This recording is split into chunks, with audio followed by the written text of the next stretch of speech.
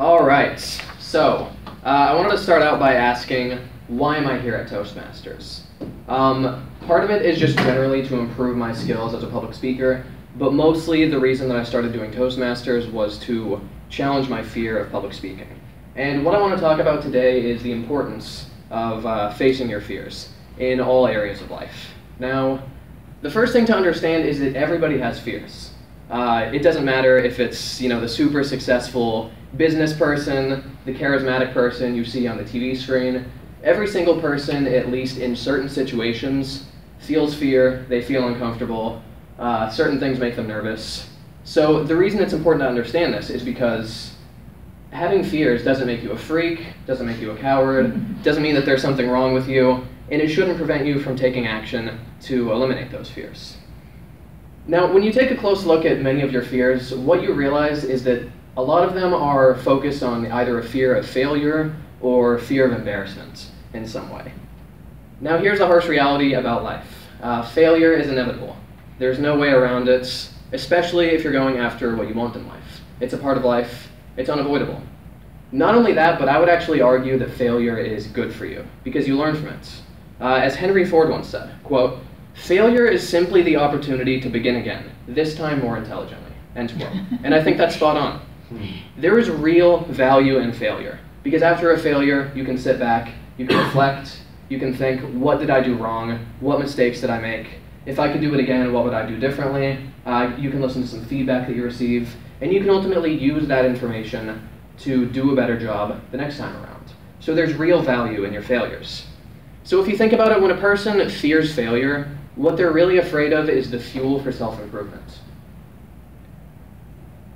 Another thing to realize about fears is that the more you face your fears, the less afraid you become.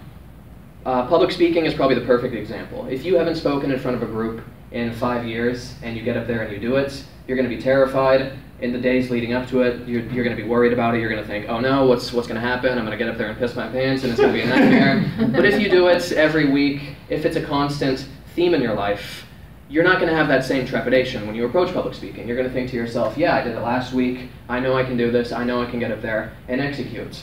And so when you face your fears, when you make it a habit to confront the things that scare you, what you're basically doing is expanding your comfort zone. The space in which you feel comfortable and confident doing things grows. And on top of that, facing your fears is also how you grow as a person. A good example from my personal life is I used to be terrified of confrontation. So let's say in the workplace there was some sort of a disagreement that I had with a coworker. Let's say I had a problem with them, something was frustrating me. I used to just keep it quiet in my head, and I would just go home, take a shower, and I would have a little arguments in my head where I was like, yeah, that's what I would have said. Now anyway, back to just never confronting people with any problems I have ever. That's no way to live your life. So what I started doing, I made it a habit. Whenever I had a problem, I would bring it up to the person, even if I was scared, even if my voice was shaking a little, even if I was uncomfortable. And the more you do that, the more comfortable you become doing it. So this is now another tool in my toolkit, where if I have a problem, I can address it directly with the person, and we can resolve it. So I'm much better at conflict resolution now. So that's just one example of how facing your fears can help you to grow as a person. Another important point about fear. The more you face your fears, the more successful you become, because you're more willing to do the things required to accomplish your goals, even if those things scare you. It's a very important point. Another thing to note about fears is that if you never face them, if you never confront them, they're not going to go away. You're not just going to roll out of bed one day and you're just going to wake up in this state of bliss where you're like, I am suddenly unafraid of everything, and you're just going to go out into the world and dominate. No, you have to actually confront the fears. You have to take action.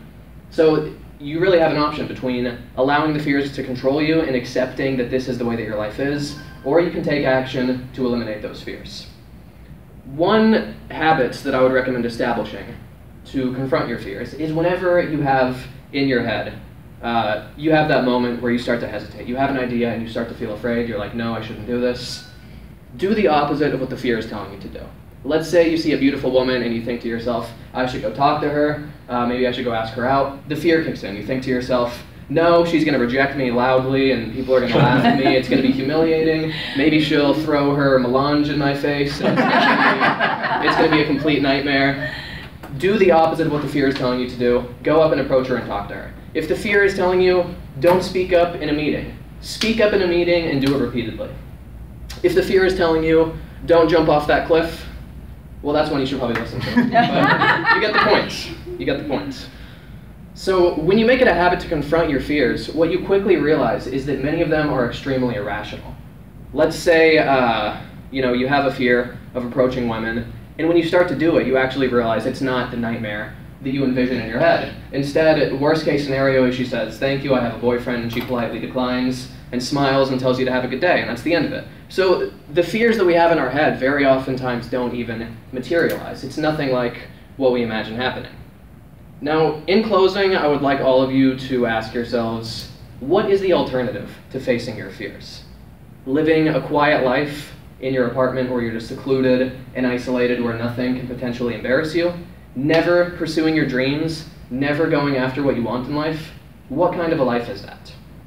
The real irony is that the biggest failures in life are the people most afraid of confronting their fear of failure, because they allow their fears to hold them back and prevent them from growing and improving and becoming the person that they want to be.